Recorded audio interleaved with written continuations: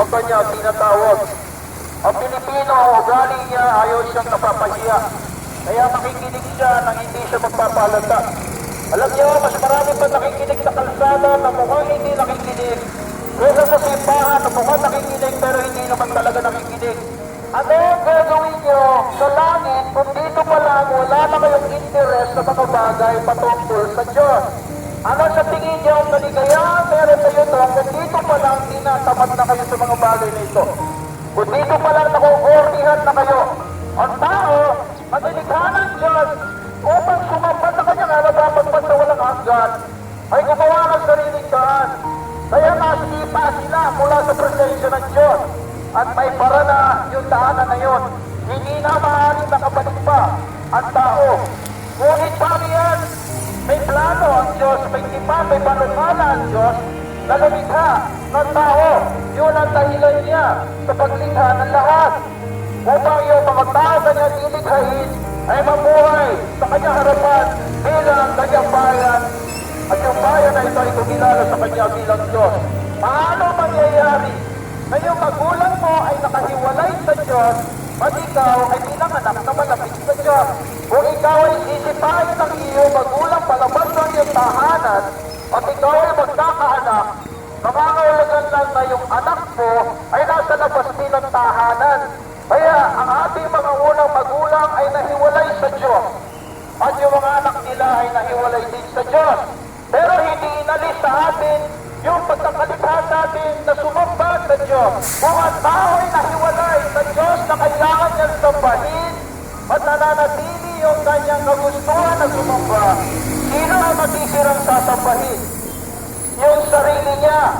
Nahiwalay siya sa Diyos, kaya gagawa siya ng isang uri ng Diyos. Yung Diyos mo hindi nakakapagpigtan. Kaya ang takot mamatay. Ang mga humihingila ng kapatawaran, ang patatawarin ng Diyos. Ang mga humihingila ng kapatawaran ng mga tao mapagpakumbaba. Dahil ang taong mayabang ay hindi kailanman hihingi ng kapatawaran sa Diyos. Si Kristo ay hindi para sa mga mayayabang na nagsasabing mabuti sila. Isama nila yung kabutihan nila sa impyerno. Si Kristo ay hindi para sa mga mayayabang na nagsasabing, mayaman ako, dami ko ari-arian. Sana may ari-arian mo sa impyerno. Walang pakialam ang Diyos kung mayaman ka. Hindi nila respeto ng Diyos ang tao. Ang tao walang respeto sa Diyos. Gaano katagal ka na napupunwari sa buhay mo habang sinasabi mong kilala mo ang Diyos? Parang ang isang tao magsasabi sa kanyang magulang, Nay, mahal kita, pero wala akong pakialam sa mga utos mo. At ako ang nasusunod sa buhay ko, hindi ikaw. Madaling pumasok sa simbahan. Pumapasok ka ng simbahan at tanang lumalapit ka ba sa Diyos? Gusto mo ng kapatawaran, pero ayaw mapitiwan yung kasalanan. Ang kaligtasan ng Diyos ay inaalay niya. Buhay na walang hanggan ay inaalay niya sa pamamagitan at tinapos sa gawa ng anak sa krus. Ang katotohanan na ito, wala kang kayang gawin sa harapan ng Diyos. Wala. Dahil gumawa ka ng kabutihan, sinasabi mismo ng Diyos, ang kabutihan mo ay parang pasahang pasador sa harapan ng Diyos. Napakarumi. Ang Diyos mismo ang sukatan ng mga mabuti. Hindi niyo maaaring linisin ang bagay na sinumpanan ng Diyos. Sa mga nakaraan at salita ang Diyos sa maraming pagkakataon at maraming paraan sa pamagitan ng mga panaginip at mga propeta. Ngunit sa huling araw na ito, magsalita na ang Diyos sa huling pagkakataon sa pamamagitan ng kanyang anak. Ang sino man sasampalataya sa kanyang anak ay hindi na mapapahamak magpakailanman, kundi magkakaroon ng buhay na walang hanggan. May kilala pa kayong tao ay hindi namamatay.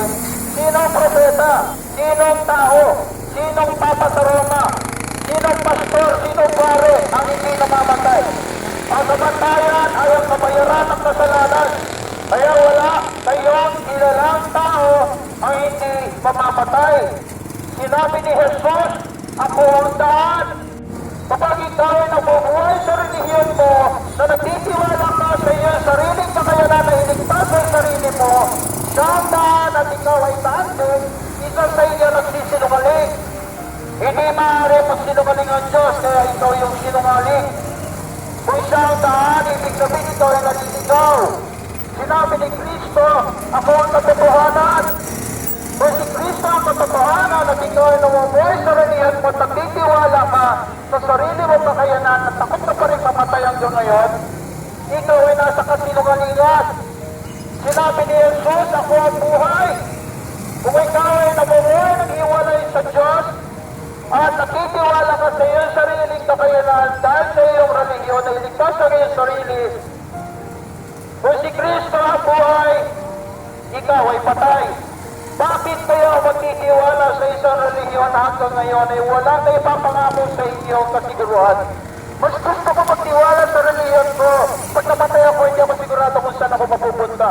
Kaysa magtiwala sa Diyos na hindi nagsisinungaling, na sino man tumawag sa pangalan ng anak ay maliligtas. Na sino man lumapit sa akin ng pagpapakumbaba, ay kailanman hindi ko itataboy. Bakit nagpipili niyang mamatay?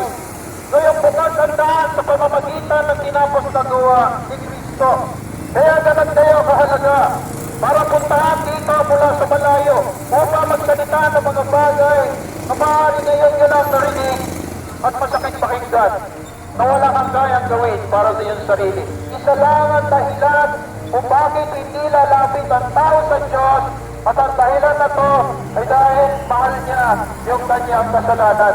Sinabi ng Panginoon, napakakitig ang daan tungo sa buhay na walang hanggan. Wala kayong kailangan gawin para mapunta kayong impyerno dahil papunta na kayo doon.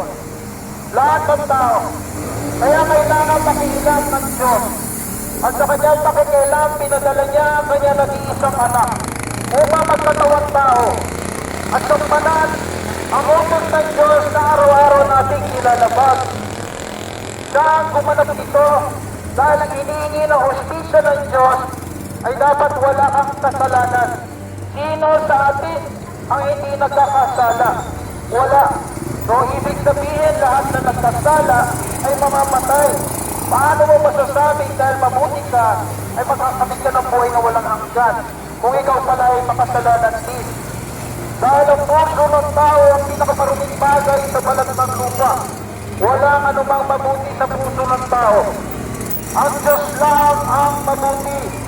Kung wala kang tagapagligtas, ikaw ay tatayo bilang kriminal sa harapan ng Diyos. Mas takot pa tayo sa batas ng tao kesa sa utos ng Diyos. Hanapin niyo ang mukha ng Diyos dahil hindi niya pinagkait sa atin ang katotohanan.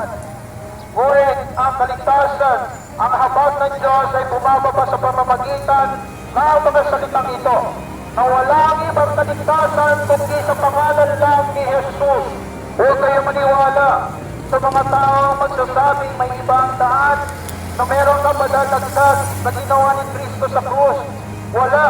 Kaya nga sinabi niya, tapos na, bayad na, tagumpay na. Wala nang kailangan gawin dahil bukas na ang daan tungo sa Ama. Ito ang mabuting balita. Kahit gaano kalala ang iyong kasalanan, kahit gaano kalala ang iyong nakaraan, kahit gaano karumi ang iyong pagkatao, kahit abot langit at listahan ang iyong kasalanan, isang pataplan ng dugo ni Kristo ay kaya itong burahin. Si Kristo ay napatay para sa makasalanan.